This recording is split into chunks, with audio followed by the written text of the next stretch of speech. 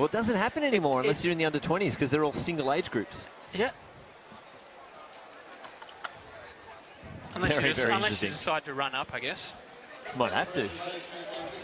But part of the rules, you can only run in one age group in one per event. So you can't come here and run the under 14s, 15s, 16s, 17s, 400 and try and win them all. Yeah, you can. Are you sure? Yeah. I think you can only do 2 age groups. You can't do consecutive age groups. But consecutive is only 15, 16 and 17, 18. You can do 14, 15, and you can do 16, 17.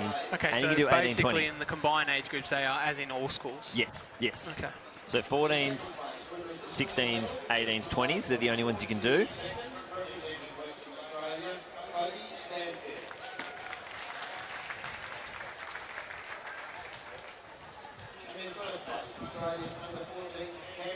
And there's Celeste Mucci on the runway now. The Victorian athlete, already qualified in this event. Doesn't look out there near that 6 metre mark, which she is so accustomed to jumping.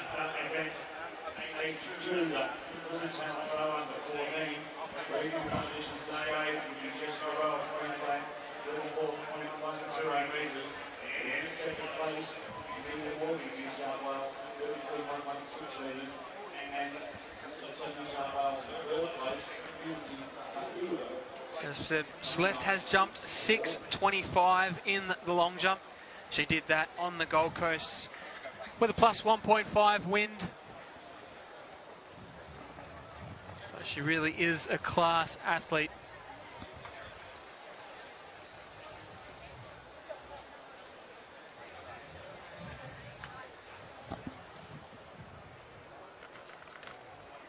As we see, Jacqueline Thring there from South Australia.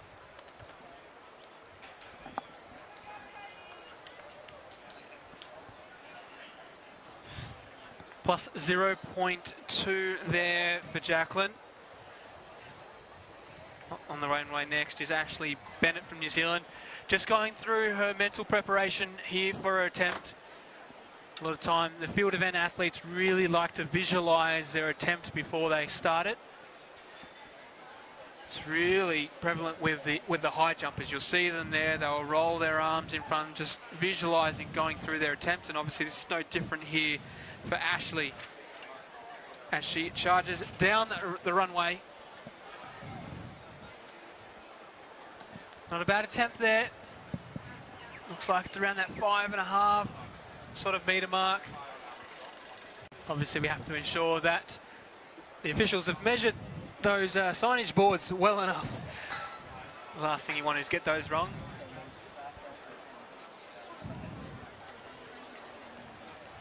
That's your official results there from that 400 metre final. Chelsea Ezioki from New South Wales, the youngster, 57.24, taking the win from Kirsten McEwen and Lyra Williams. Annie Maguire up next, the Youth Olympic Games qualified athlete in the long jump. She is the current under-18 Australian All Schools champion.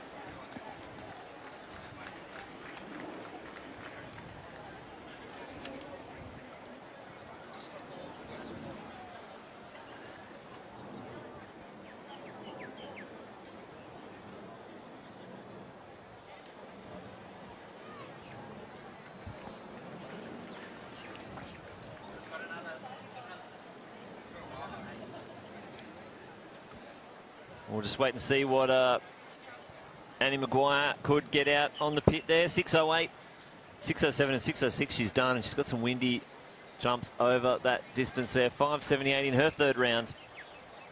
And last night, throwing a spanner in the works, so it's a very roundabout way to go to the Youth Olympic Games. There are only a few spots available. Now, the qualification to get to the Youth Olympic Games is you need to compete at Oceania Athletics, which is our area association, decides where the trials will be held for the Youth Olympic Games, and they've decided to hold it in Vanuatu during the Melanesian Regional Championships. So to get to the Youth Olympic Games, you need to compete at the Melanesian Regional Championships. to get to the Melanesian Regional Championships, you need to come first two in the under-18 age group. So this is almost qualification for the qualification. Yes, you need to qualify to go to the place where you need to qualify at. Wow. Yes. Wow. But you have to do the under-18s. So how many, so basically, how many go? One per event, or not even that? Or Well, is it because just there's only so small amount of spots, it's comparing apples and oranges. You're comparing a long jumper against a 100-metre runner. Wow. Because there's limited amount of spots. Now, to throw a spanner in the works, young athlete yesterday, Mietta Russell, in the under-17s long jump, jumped 6:01. Wow. Qualifier, 6 metres, so she's over the qualifier. Can't do consecutive age groups, so she can't technically compete in the under-18s. Can't qualify for the Oceania or for the Melanesian Regional Championships, therefore can't get selected for the Youth Olympic Games team. This was all made available to all the athletes before the championships when they were entering. Yep. So they would have known beforehand, but obviously I don't know if she was, most of her other jumps were around 550, 560, popped out of 6:01. Awesome.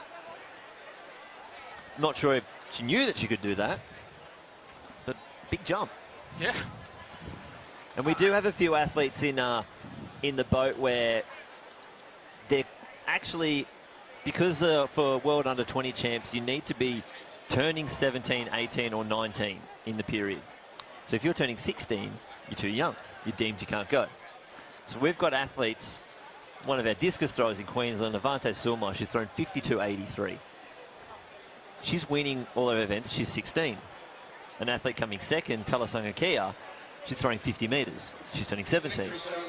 So she's throwing 2.5 metres less, but she can go to World Under-20 champs, where the athlete throwing 2.5 metres further can't because she's too young.